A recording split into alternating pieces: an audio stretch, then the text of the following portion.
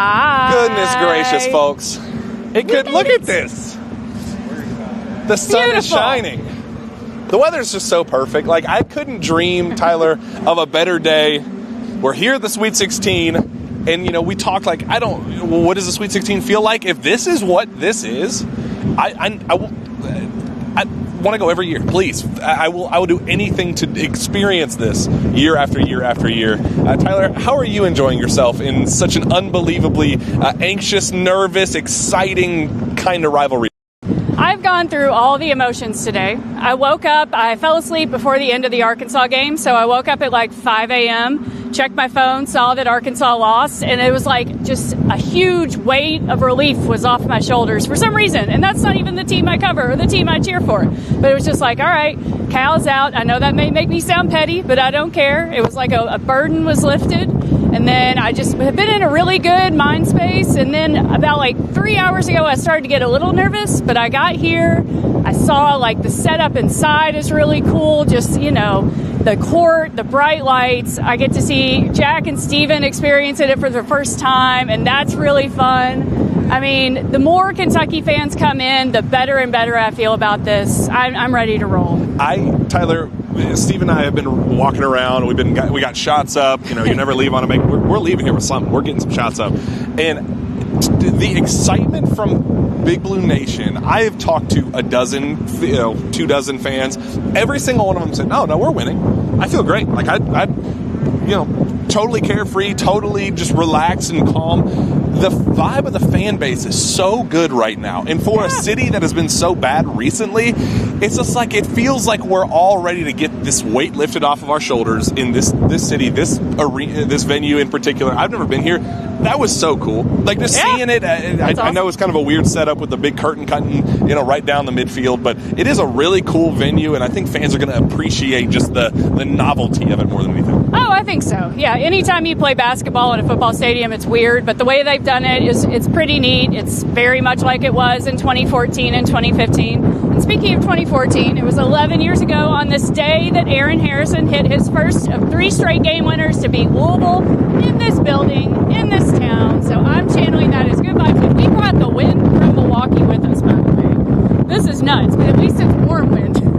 Yeah, I could be out here forever. I mean, this is nice. It's just it's probably not very visually, aesthetically pleasing for the viewer, but I'm enjoying it. I mean, it's beautiful. It's nice. We're getting some John Wall jerseys. We're getting some fancier. So do we want to walk around? Sure, we can start kind of walking, see what we got, what we can find. So, Tyler, we talked to the players yesterday. We talked to Mark Pope. I got a good vibe from loose, the shoot around that we got to see the 15 minutes of it that we did get to see, where they were extremely loose, felt very comfortable from my vantage point. What did you seeing now, looking in hindsight, looking back to tomorrow, how are you kind of seeing how the vibe is with the program? Yeah, I think it's remarkable how loose they are. I mean, we noticed that in Milwaukee, and I'm noticing it here. Lots of Weetabix talk, lots of, the guys were up at the podium. They were all grinning and joking around with each other, and you love to see that. There were some videos that came out of the practice of them like dancing and just all smiles and all laughs. I think the fact watch out, Steven. There you go. The fact that they've beaten Tennessee twice, they know they can do it. I don't feel like the weight is on them at all, which I love it. I love it. You feel the energy in the fans, you feel it in the team. And, we got some exciting news coming up with Amari Williams and Weetabix that hopefully will become official later. What we've been calling for, waiting for. There we go. There we go. Hey, I tried Kilroy's. But yeah, we got some exciting Weetabix news, hopefully about to drop and become official here soon. So you heard it here first. What we've been hoping for and waiting for is finally about to happen for the big man. So I'm really excited for him. There we go. Look at this, man. Vibes are just so good. Too much orange. They look gross. Powered by On Location. So no, I mean, I think you all only got to see, 15 minutes of open practice? Yes. So you can't really tell much from that, right? They're like stretching. So they're making shots. You know, talking to Kobe Brea, they're like, look, as long as the rim is 10 feet tall, as long as the ball is round, we're fine. We're comfortable. Yeah. I mean, we'll see. I think, obviously, Kentucky's shooting is one of their strengths, but I think there are ways that they can win this game, even if they're, not shooting the best from the three-point line. I think it's a huge, huge game for Amari Williams. What's up? I think that Andrew Carr could also play a huge role. I mean, we always talk about Lamont Butler and his health in these games, but Andrew Carr was not 100% in those games. So I'm looking for a big game from him tonight, especially coming off that huge and one at the end of the Illinois game. I think it's going to be a big Andrew Carr night. Look at this nasty, awesome, disgusting, horrible statue. Oh, this is funny. They took it down, but Tennessee's basketball staff set up a, vigil around this Peyton Manning statue. It had candles and a basketball jersey and all this weird stuff. So they took that down because I'm sure Kentucky fans would have had quite a fun time with it. Wow. It's going to feel. Is that a bad omen? Because we looked up, we saw the Peyton Manning jersey hanging in the rafters, and we see the statue. Is that a bad Tennessee omen? I don't know. I mean, I think it all is what you make it in. I think it's a good omen that 11 years ago today, Aaron Harrison beat Louisville, and then he did it again 2 days later. So I think you just got to focus on the positive at this point.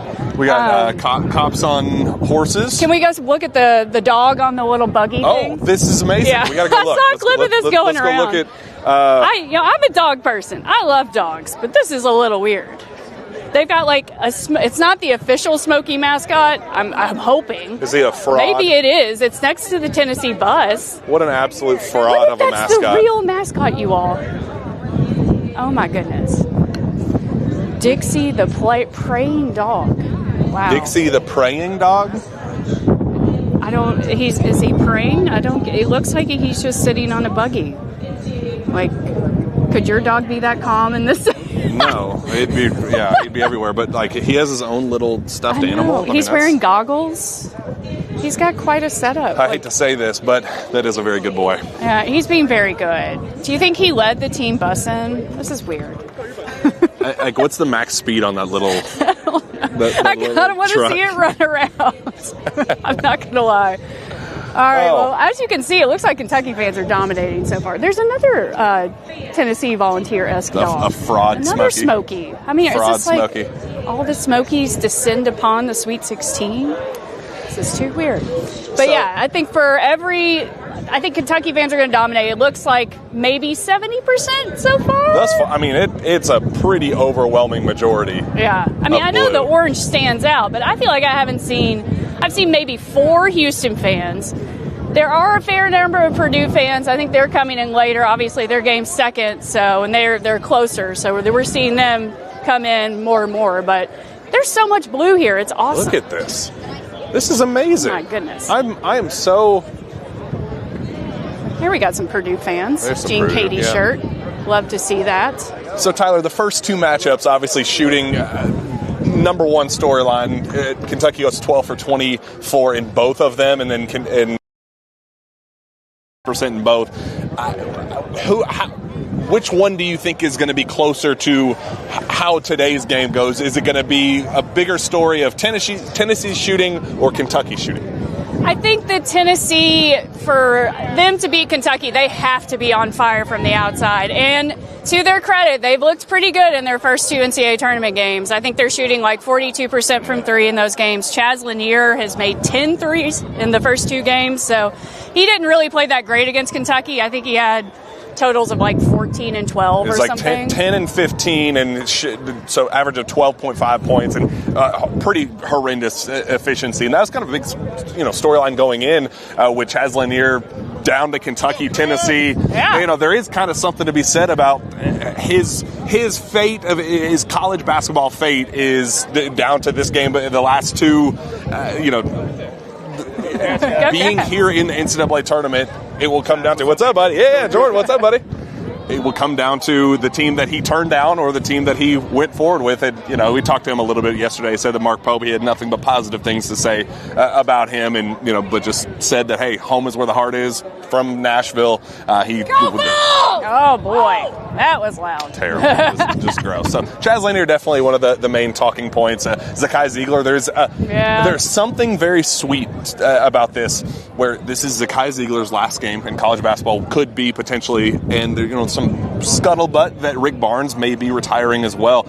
How much does that add to the intrigue, Tyler, that if we are able to end Tennessee's season, it could potentially end Rick Barnes' career and Zakai Ziegler's career? I mean, that would be super sweet. I thought you were going to take the angle of, Tennessee's playing for Rick Barnes. Oh. They wanted to send him out on a high note. Tennessee's first ever Final Four. That storyline, it doesn't matter. I mean, they're going to want to win anyways. But no, it would be super sweet to send Barnes and Ziegler out. I mean, Ziegler, he's been really bad against Kentucky the last couple games. And listening to him yesterday, he was talking about how they're a different team now. They've got a chip on their shoulder. They really want to play and win this game. But he gave us the biggest gift he could ever give us by flipping off that UK logo in Rupp Arena. What was he thinking, Tyler? I mean, that was the stupidest thing ever. I mean, what did their official team photographer got that? Or, I mean, they had to have known that was going to go crazy. And it was the lead picture on her Instagram album. It was the lead picture, and then if you watch her story, she reposted just that picture. So it's they intentionally wanted that photo of Zakai flipping off the UK logo at Rupp Arena. I love it. I couldn't think of a dumber thing. And I know. I like how some of the players took the high road and said, hey, no comment. Colin Chandler said no comment. I'd rather not, add.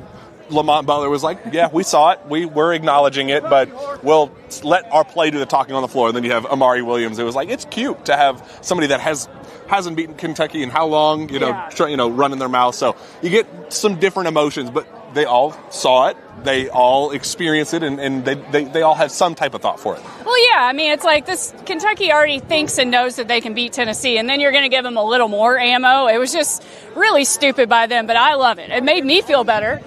Some of the nerves I have were a little eased when I saw that going through the group chat. So shout out to Ziegler. Let's send him out with a beautifully painful memory of Lucas Oil Stadium.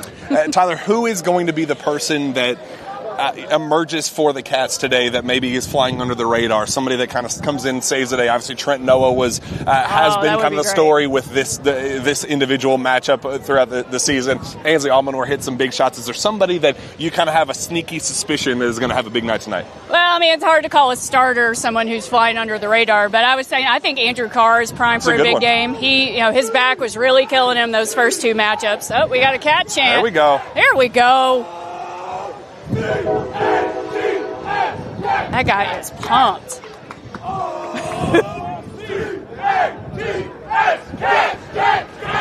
That's what we need, man. I thought he was about to rip his shirt off there for a second. That is passion. That's good. But yeah, I think Andrew Carr, he needs to have that energy. I'm sure he does. So that's my pick. What about you?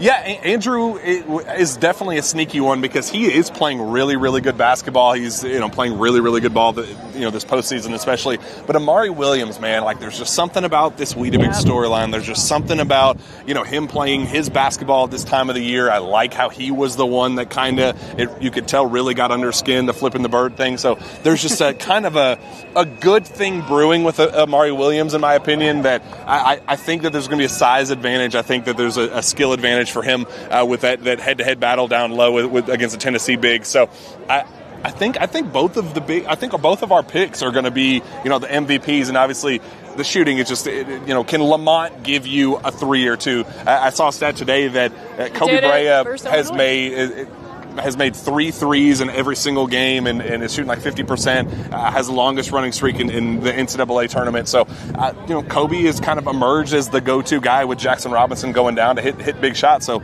Kobe, is he going to be a guy hitting some big shots tonight? I mean, you hope so. But like you said, if the bigs take care of business down low and maybe an extra week, Amari's back is feeling better from whatever issues he had, maybe he'll dunk the ball instead of trying to lay it in and missing.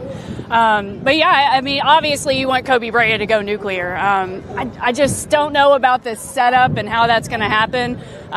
We were looking, like, you'll see it on TV, but the sight lines are so crazy. It's like if you're sitting on one sideline, you're looking at a curtain and then one row, like one big bleacher, versus if you're on looking the other opposite side of the court, you're looking at 4 or 5 levels of stands. Like, it's kind of nuts. So, but I think Kentucky's primed. Even if they have a bad shooting night, I think they can survive and take care of this. And, I think the question becomes, if Kentucky wins tonight, do you just kind of keep going with house money on Sunday? Do we even talk about it? Do we even just, are you just satisfied that they beat Tennessee in the Sweet 16? Is that Drew Franklin?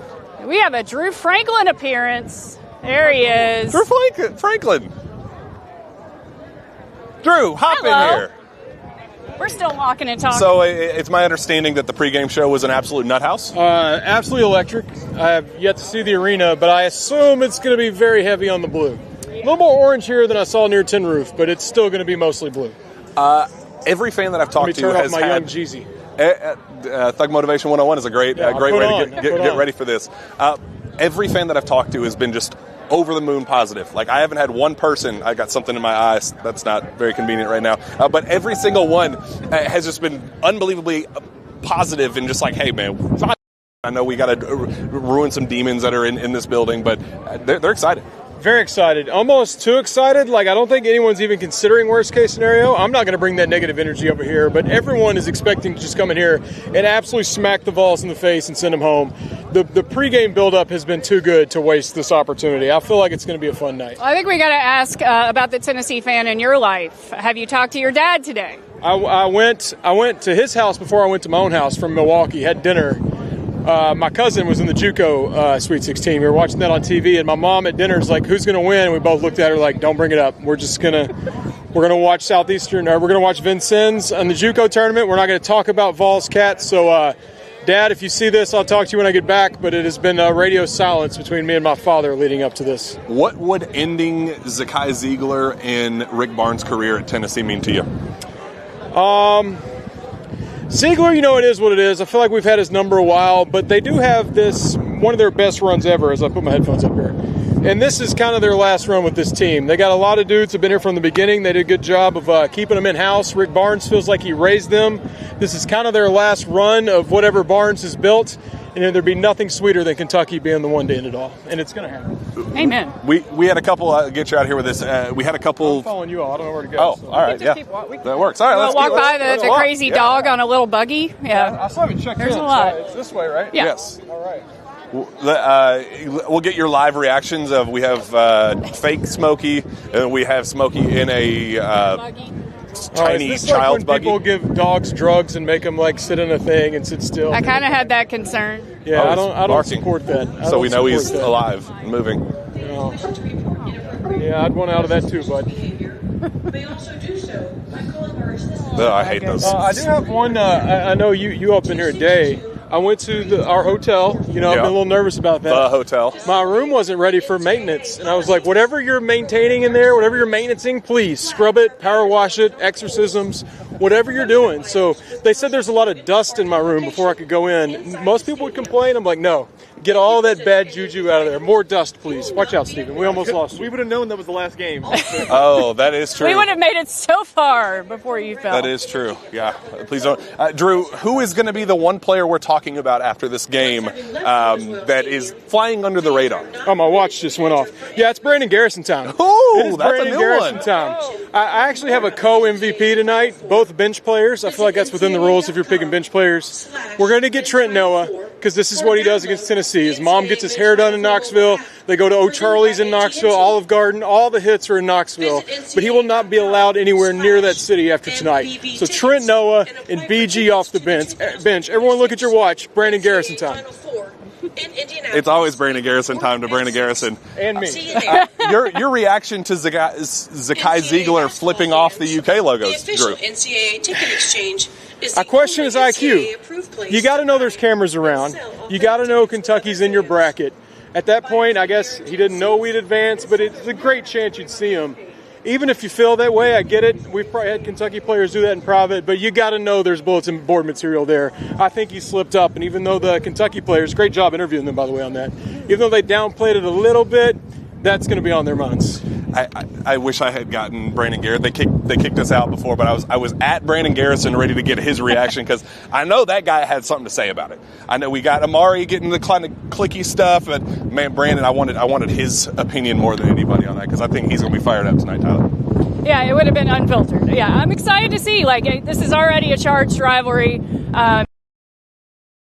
And viral moment could happen. I just hope it happens and it's not like to our detriment. Yeah, exactly. Counting on it. Well, is it time? Are we time to call this? Where I go? I'm getting here for the first time. Y'all got to show me around. All right. Go Cats. All right. I got pocket Weetabix if y'all need more. I went and reloaded it. We got to make picks. We got to put our money where our mouth is, Tyler. It's on you. I think I had Kentucky 76, Tennessee 72, MVP Andrew Carr.